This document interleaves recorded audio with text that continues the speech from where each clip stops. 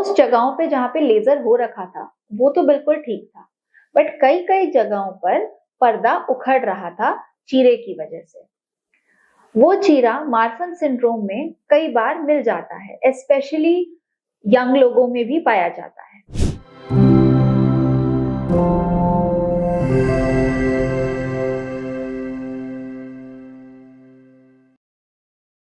Hello everyone, welcome to my channel. I am Dr. Shreya Nayak, a retina specialist working at Roop Netralaya, Meerut.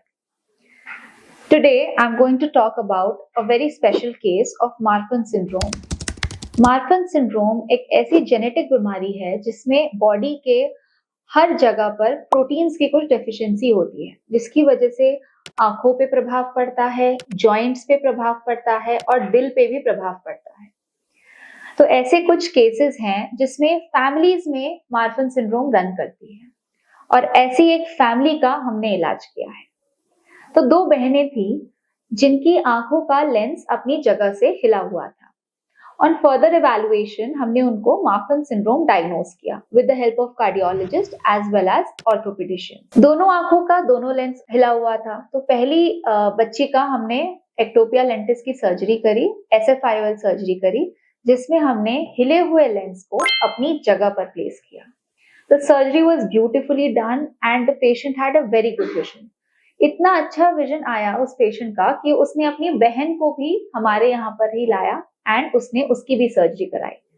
But जब उसकी बहन की surgery हुई तब हमने उसके पर्दे पर देखा कि कई कई जगह पर छोटे छोटे धब्बे थे, थिनिंग स्पेसेस थे, जिसको हम मेडिकल टर्म्स में लैटिसेस बोलते हैं, और ऐसे मल्टीपल जगहों पर थे। तो बिफोर डूइंग द लेंस वाली surgery we lasered the patient, we lasered the retina of that patient. उसके बाद हमने लेंस वाली सर्जरी करी। That was also beautifully done and हमको ये बहुत अच्छा लगा देखकर कि दोनों की विजन 6/6 आ गई। सेकेंड पेशेंट में थोड़े दिन बाद she came back to us and complained कि उसको कई कई बार फ्लोटर्स और फ्लैशेस दिखते हैं। नॉर्मली भी लोगों को फ्लोटर्स फ्लैशेस दिखते हैं, but sudden increase in floaters flashes is something concerning. तो हमने उनका डायलेटेड इंडायरेक्ट ऑप्थेल्मोस्कोपी करी, मतलब पीछे का पर्दा चेक किया। मोस्ट जगहों पे जहाँ पे लेजर हो रखा था वो तो बिल्कुल ठीक था, बट कई कई जगहों पर पर्दा उखड़ रहा था चीरे की वजह से। वो चीरा मार्फन सिंड्रोम में कई बार मिल जाता है, स्पेशली यंग लोगों में भी पाया जाता है। तो हमने क्या किया, उस चीरे के आसपास लेजर कर दिया क्योंकि पर्दा बहुत ज्यादा उखड़ा नहीं था। 20-30 दिन वो बिल्कुल ठीक रहा, but then again she came back to us कि एकदम से उसको आधा हिस्सा दिख नहीं रहा है। देन वी सॉ कि उसका पर्दा एक जगह से उखड़ रहा है। उसके बाद हमने ये डिसाइड किया कि हम इस बच्ची का रेटिनल डिटैचमेंट सर्जरी करेंगे। अब रेटिनल डिटैचमेंट सर्जरी बहुत कॉम्प्लेक्स सर्जरी होती है इन इटसेल्फ, लेकिन मार्फन पेशेंट में वो और भी कॉम्प्लेक्स हो जाती है because the general rules of protein integration do not apply to Marfan syndrome patients.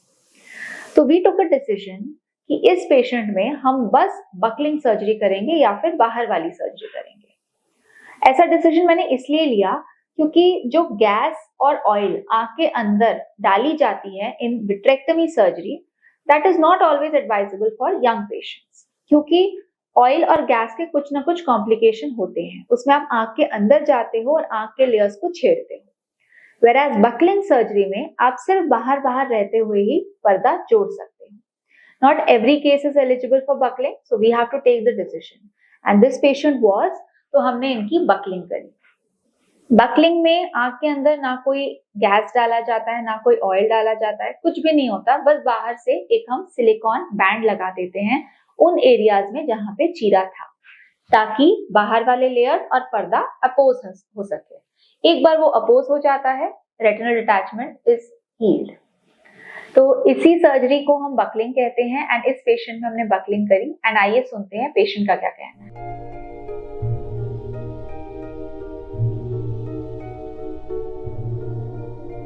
मेरी आंख का पर्दा उखड़ गया था, साइड में से दिखना बंद हो गया था। फिर मैंने डॉक्टर श्रेया को दिखाया, उन्होंने मेरा बहुत अच्छे से ट्रीटमेंट किया, सर्जरी की। उसके बाद मुझे बहुत काफी अच्छी तरह से दिखाई दे रहा है। डॉक्टर श्रेया मेरठ की बेस्ट रेटिना डॉक्टर हैं। तो आपने सुना कि पेशेंट की सिर्फ बकलिंग सर्जरी से अच्छा रिजल्ट आ गया है।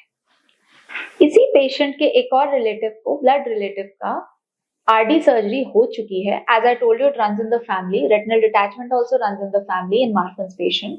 और उनकी ऑयल वाली सर्जरी हुई थी जो सक्सेसफुल नहीं हो पाई थी. उनकी 6 बार सर्जरी हुई थी.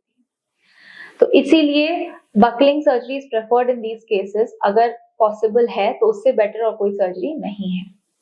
Thank you.